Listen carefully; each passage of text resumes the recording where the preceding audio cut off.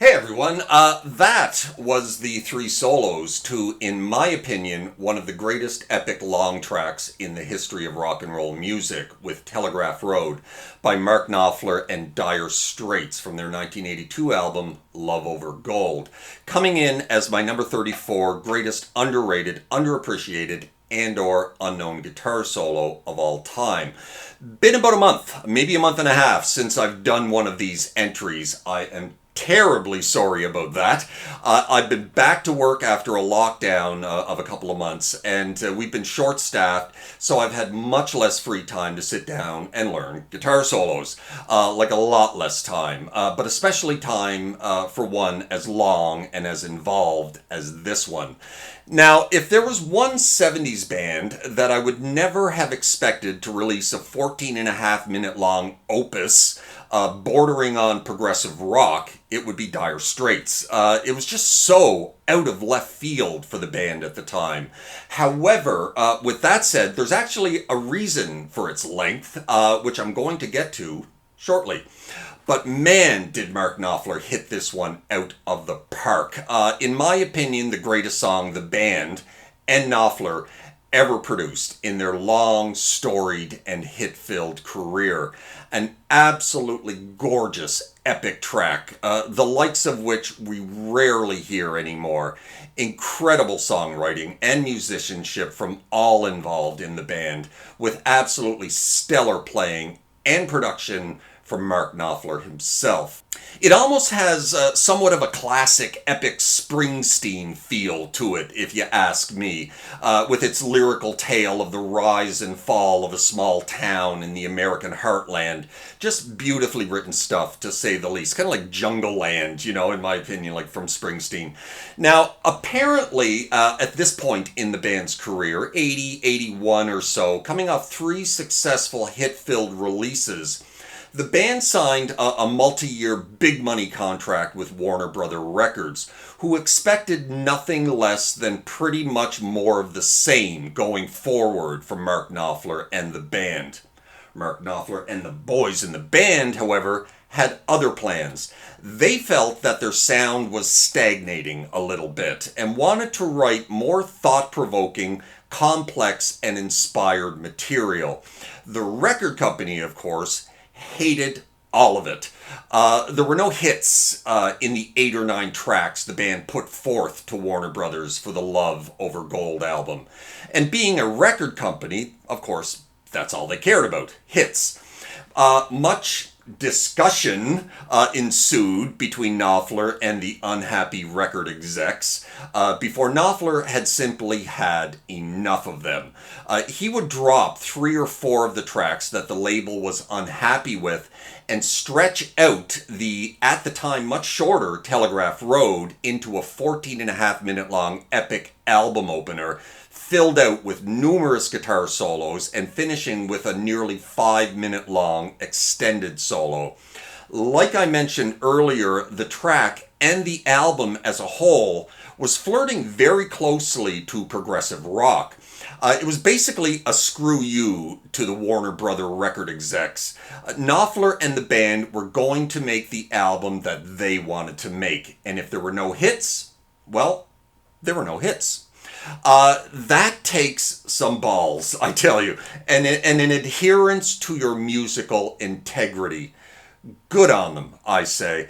The album Love Over Gold was finally released in 1982 with just 5 tracks in total, and only produced one minor hit with the track Industrial Disease. I'm sure that Warner Brothers were less than pleased with the album. However, it has gone down in music history as one of the finest albums the band ever recorded. And like I previously said, highlighted by arguably the greatest single song the band ever produced. The epic and beautifully written and played Telegraph Road. And speaking about those solos, they're just a remarkable trio of guitar solos put down by Knopfler on this classic track. I've only covered Mark Knopfler once before on the two solos to Sultans of Swing, a little over a year ago, maybe a year and a half ago, and I think it's the only other time that I've soloed without a pick. Until now. You probably already know this, but if you don't, Mark Knopfler doesn't use a guitar pick. He's a finger picker. It's a core fundamental of Knopfler's technique and sound and tone. That and his brilliant use of arpeggio triplets and dead or muted notes in his playing. You know, if it's a technique, and I'm talking about finger picking here, that is all you know, and something you've done since you were a kid or since you first picked up a guitar, then it's a technique that is maybe just comfortable and normal to you. Though as far as famous guitar players and soloists go, there's really only a few names of note that come to mind when I think about it. Knopfler, of course. Jeff Beck is one who switched to being a finger picker. Derek Trucks, Robbie Krieger of the Doors, Richie Kotzen, Lindsey Buckingham, amongst a few others. But as far as soloists go, the pick pickers far outnumber the finger pickers out there. Now, like me, if you're one who's used to a pick your entire life, it becomes quite the challenge to make the switch midstream to finger picking, especially soloing and at the level of a master like Mark Knopfler.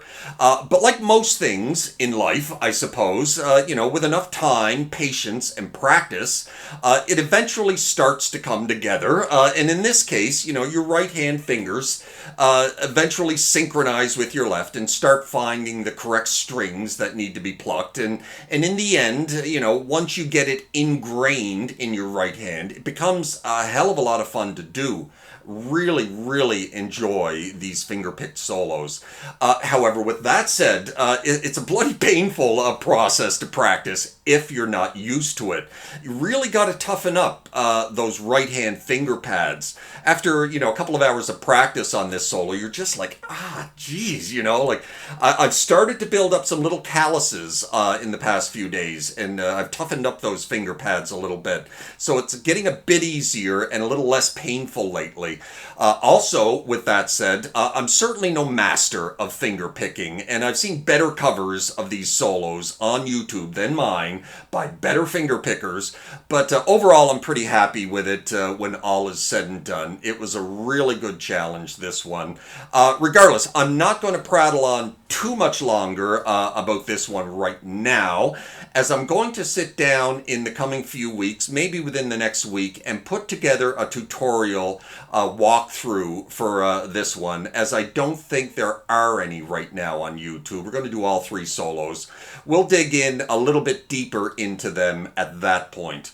This seems to be kind of right in my wheelhouse as far as tutorials go, like long and live, or in this case, long and involved. My performance of this one that you just watched plays fairly fast and loose with the longer outro solo, and I didn't stick to it completely note for note.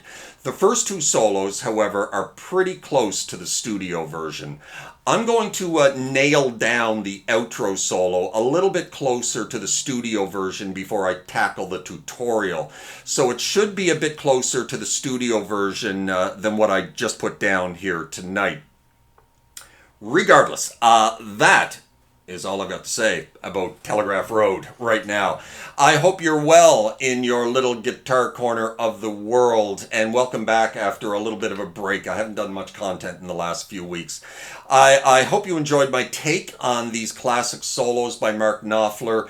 Drop me a subscribe if you haven't already. Hit that little notification bell. That would be awfully nice. And you guys take care of yourselves. We'll see you in a couple of days, maybe within a week. Take care of yourself. Ciao.